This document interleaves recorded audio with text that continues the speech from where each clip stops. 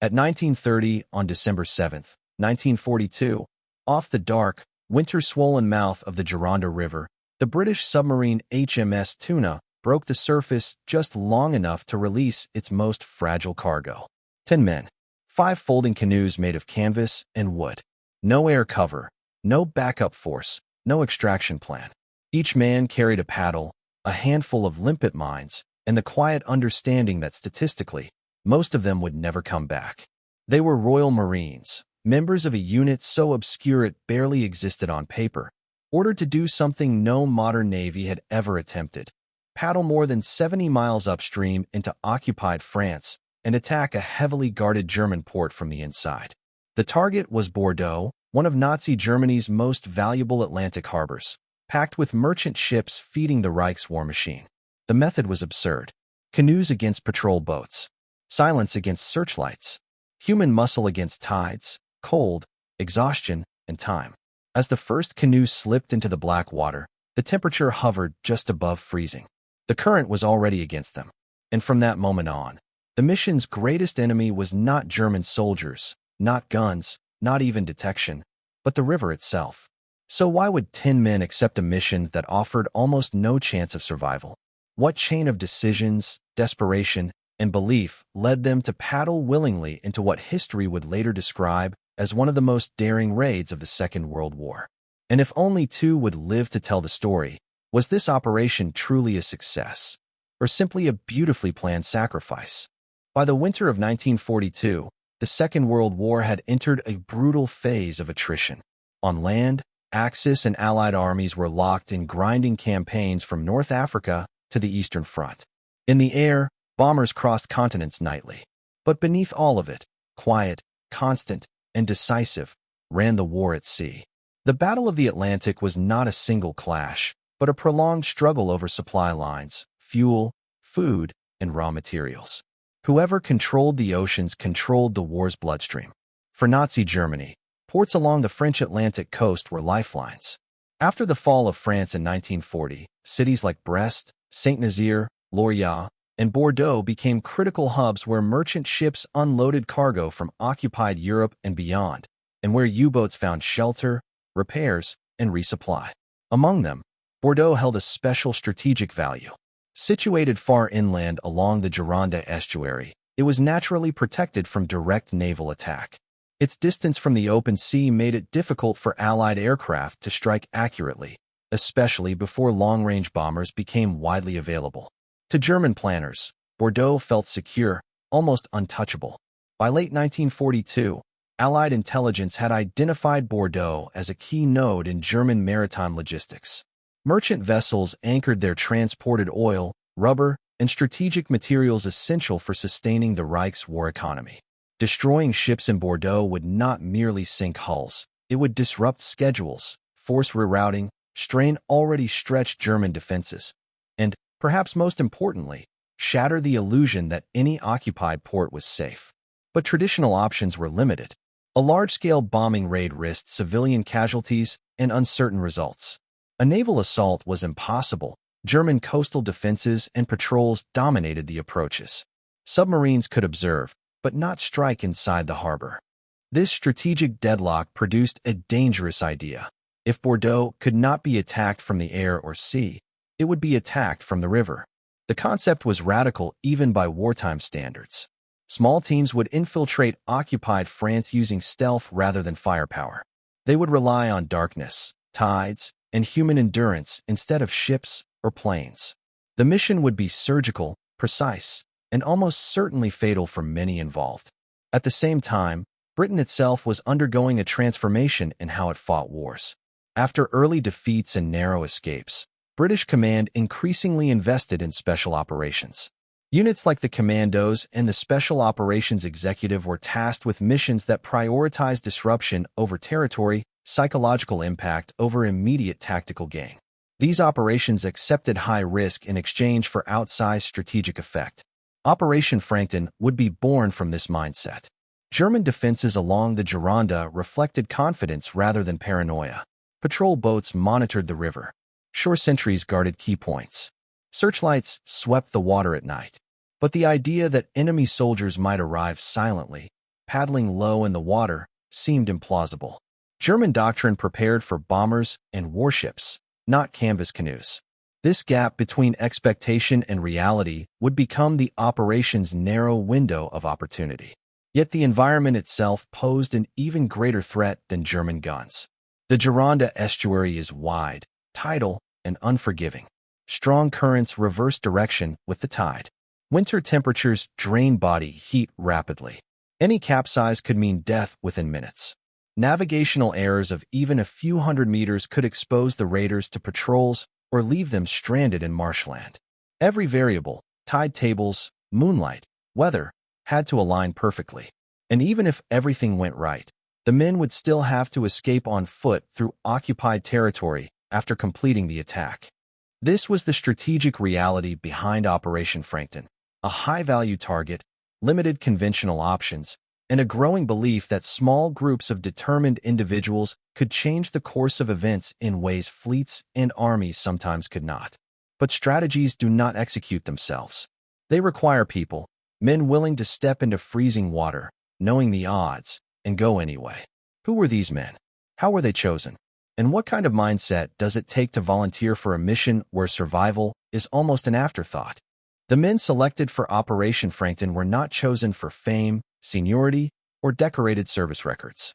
They were chosen because they possessed something far rarer in 1942, the ability to endure silence, isolation, and extreme physical punishment without breaking. Officially, they belonged to the Royal Marines Boom Patrol Detachment, a unit so small and experimental that few outside naval intelligence even knew it existed.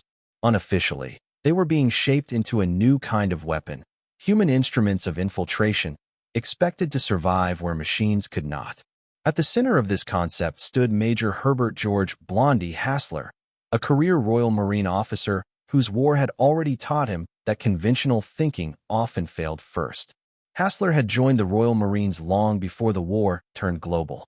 He was methodical, reserved, and deeply analytical, traits that contrasted sharply with the popular image of wartime heroism.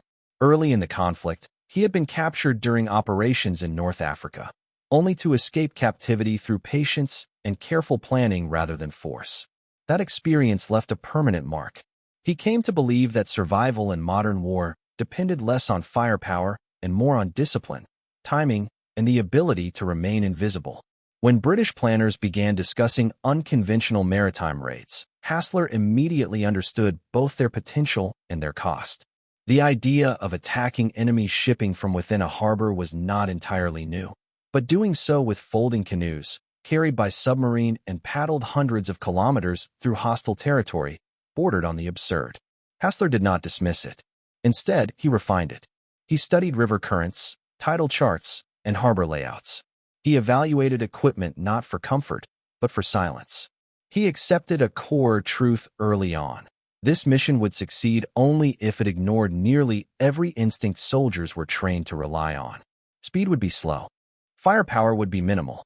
Escape would be uncertain. Volunteers were briefed with brutal honesty. There were no promises of extraction, no illusion of rescue if things went wrong. Each man was told plainly that capture was likely and survival improbable. Yet they stepped forward anyway. Many were young, early 20s, but not naive. They understood that refusal would carry no punishment. Their motivation came from a different place, the belief that small actions, taken at unbearable personal risk, might spare others from far larger battles later. Training began in isolation, away from prying eyes. The canoes, code-named cockles, were folding craft made of wood frames and waterproof canvas.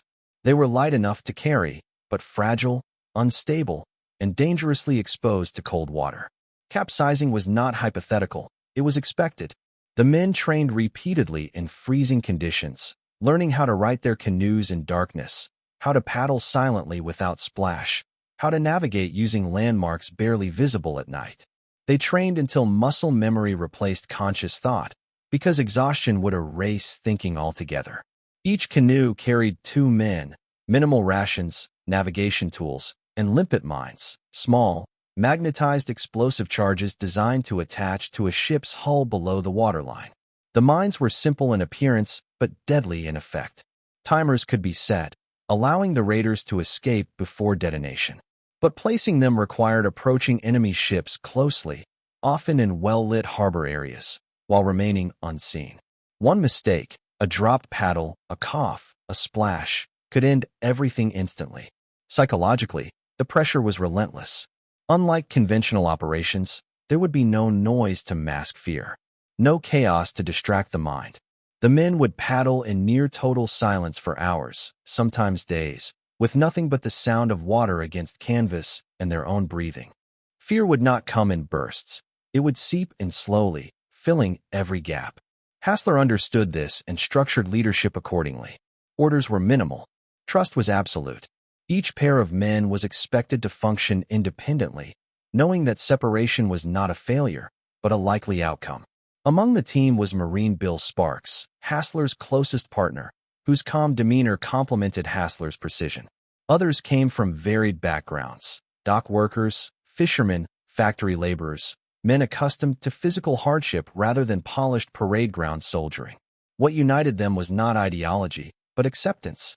They had accepted that the mission mattered more than their individual survival.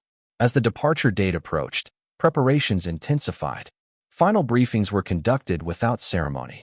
Personal items were limited to essentials. Some men wrote letters they assumed would never be delivered. There was no farewell parade, no speeches. Silence, again, was the dominant theme. On the eve of departure, the weather forecast was unfavorable. Cold, wind, and strong currents threatened to scatter the canoes before they even reached the river. Postponement was considered and rejected. In war, perfect conditions rarely arrive.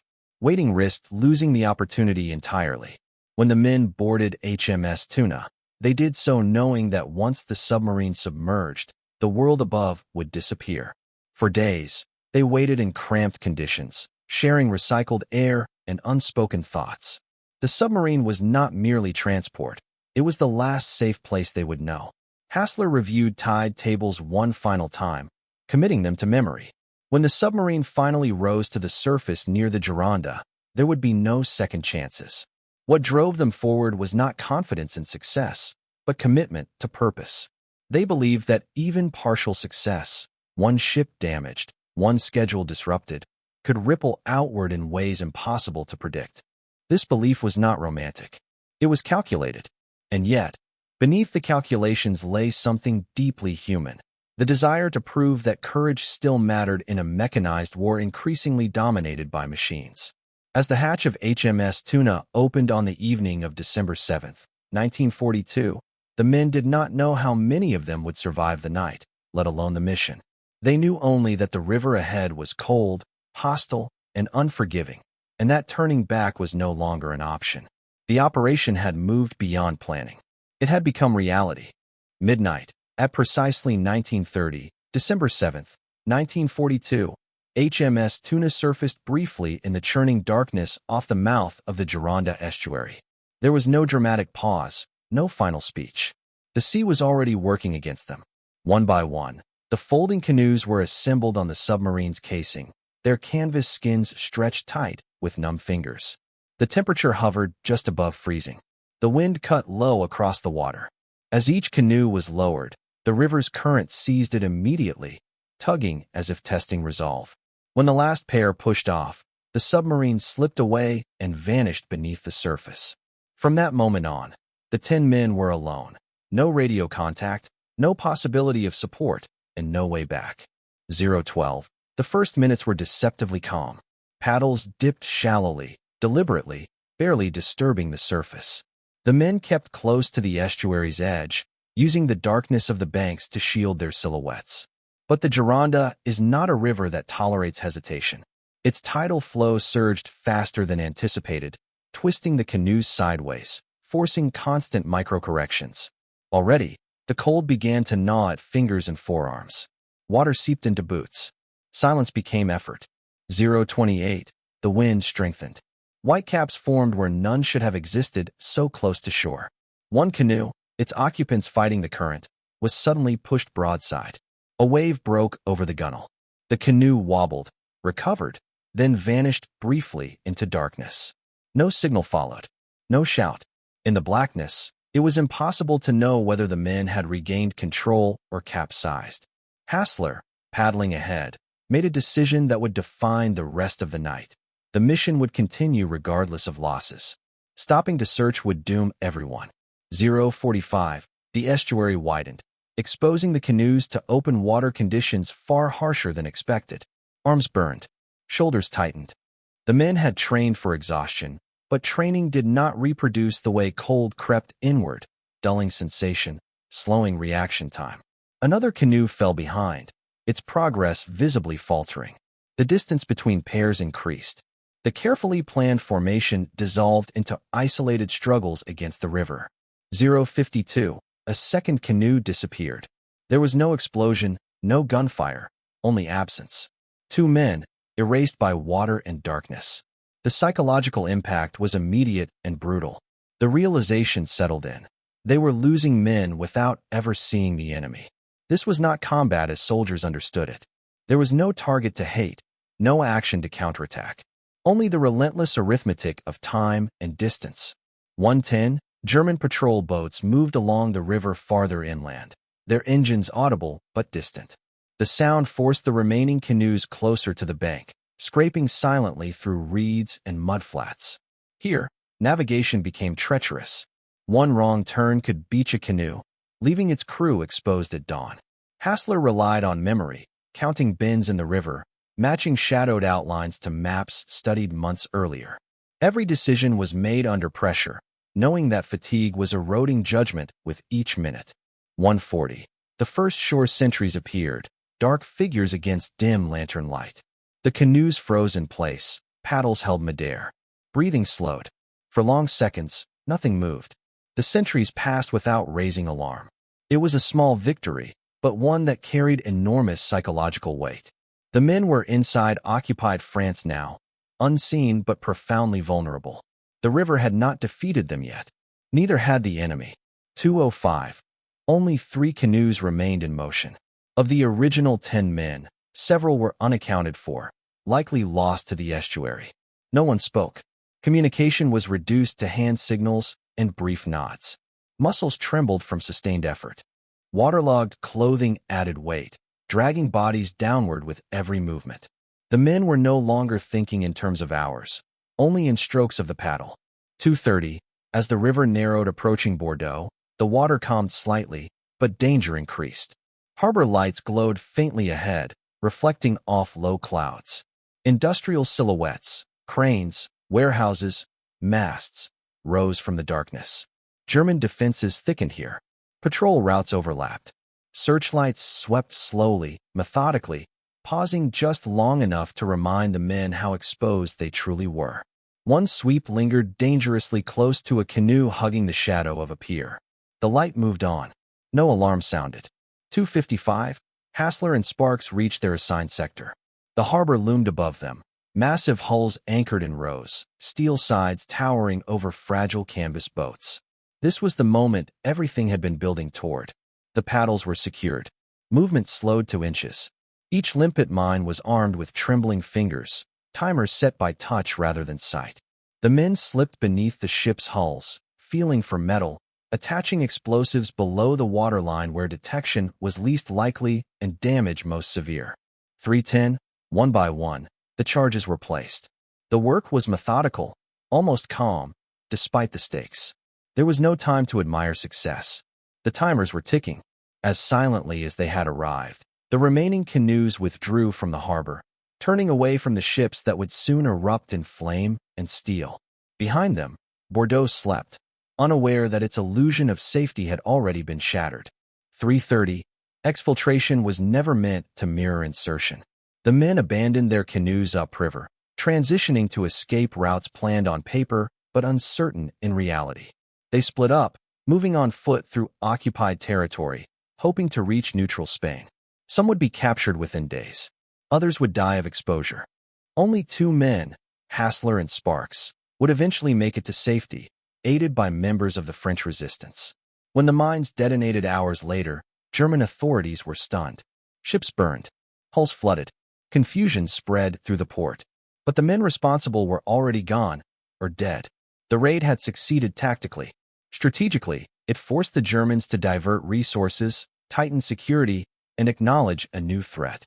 Human-scale warfare had breached an industrial fortress. Yet success came at a devastating cost. Of the 10 who set out, 8 would never return home. Their mission would be celebrated quietly, their names known mostly within military circles. There would be medals, citations, and post-war recognition, but none of it could alter the fundamental truth. This victory was measured not only in damaged ships, but in lives deliberately placed beyond the margin of safety. Operation Frankton proved something essential and unsettling. That modern war could still be shaped by individuals. That courage, when paired with planning and sacrifice, could strike where armies could not. And that the line between heroism and tragedy was often no thicker than a canvas canoe on a winter river. When dawn broke over Bordeaux on December 8, 1942, the river appeared calm again, as if the night had erased itself. But inside the harbor, the illusion of security had already collapsed. German port authorities awoke to reports of explosions, flooding compartments, and damaged hulls. Several merchant vessels lay crippled at their moorings, their operations halted indefinitely. Fire smoldered. Crews scrambled. Patrols were doubled. For the first time since the occupation of France, Bordeaux felt exposed. From a purely material perspective, the damage was limited. Operation Frankton did not sink an entire fleet or shut down the port permanently. But in wartime, impact is not measured only in tonnage.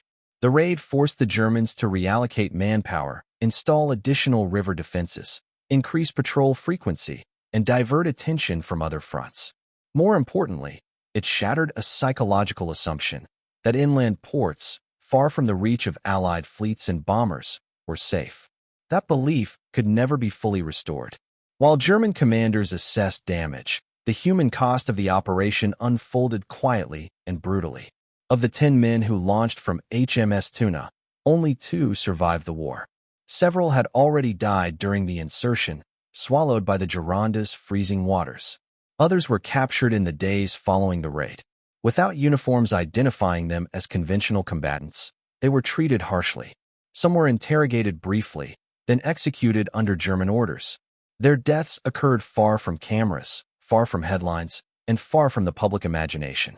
Major Herbert Hassler and Marine Bill Sparks managed to evade capture with the help of French civilians and resistance networks.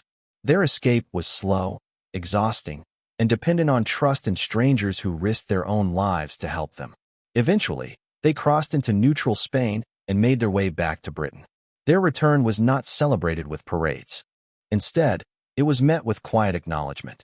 The mission remained classified for years, its details shared only within military circles. In time, Operation Frankton came to be recognized as a foundational moment in the history of special operations warfare. It demonstrated that small, highly trained teams could achieve strategic effects disproportionate to their size. It influenced later Allied raids and helped shape doctrines that prioritized stealth, intelligence, and precision over massed force. The principles tested on the Gironda, minimal footprint, deep penetration, and psychological disruption, would echo through decades of military planning. Yet the legacy of Operation Frankton is inseparable from its moral weight. The planners knew the risks. The participants were informed. And still, 8 men died in pursuit of an objective whose tangible results were modest. This raises an uncomfortable question that history cannot fully resolve. Where does necessity end and sacrifice begin? In total war, lines blur. Decisions are made under pressure, with incomplete information, and with lives treated as variables in a larger equation. For the men who volunteered, the answer seemed clear at the time. They believed that preventing future losses, even abstractly, justified their own risk. But from a distance of decades, the story resists simple classification. Operation Frankton was not a triumph in the traditional sense. It was a calculated gamble, executed with extraordinary discipline, that succeeded tactically while exacting a devastating human price. Today, memorials and regimental histories preserve the names of those who took part. Their story is studied not for spectacle, but for insight. It reminds us that war's most consequential moments often occur far from battlefields, carried out by individuals operating in silence, unseen and unsupported. It also forces a confrontation with an enduring truth. Progress in war is often built on decisions that history remembers, but families mourn. Operation Frankton did not change the outcome of the Second World War, but it changed how wars could be fought and how courage could be defined. It proved that even in an age of machines, the human element remained decisive. And it left behind a legacy that still challenges us to ask not just what was achieved, but what it cost. At 1930, on December 7th, 1942, 10 men slipped from a submarine into Blackwater, carrying nothing heavier than canvas canoes and a belief that their actions might matter. By dawn, most of them were already dead, captured, or beyond rescue. No battle lines had shifted. No territory had changed hands. And yet, something fundamental had been altered. A harbor once considered untouchable had been breached, not by fleets or air raids, but by human resolve measured in paddle strokes and minutes of endurance. Operation Frankton forces a question that sits at the heart of every war. How do we measure success? In damaged ships? In disrupted logistics? Or in the willingness of individuals to accept near-certain death in service of an idea larger than themselves? For the planners, the raid was a strategic signal. For the Germans, it was a shock that reverberated far beyond Bordeaux. For the men involved, it was a line crossed from which there was no return. The 8 who did not come home are rarely remembered as individuals. Their names do not dominate textbooks. Yet their experience represents a truth often lost in grand narratives. Wars are shaped not only by generals and armies, but by small groups asked to do impossible things under impossible conditions. Their courage was not loud or triumphant. It was quiet, disciplined, and almost invisible, until the explosions echoed through the harbor. As the war continued, new technologies and larger forces would dominate headlines. But the lesson of Operation Frankton endured. Even in industrialized warfare, the human element remains decisive and devastatingly fragile. The men who paddled into Bordeaux proved that bravery can reach places machines cannot. They also prove that every such act carries a cost that cannot be undone. So when we look back at that winter night on the Gironde, we are left with a final question, one that history never answers for us. Was the breach of a harbor worth the lives spent to achieve it? And if we cannot answer that, perhaps the least we can do is remember those who paid the price in silence.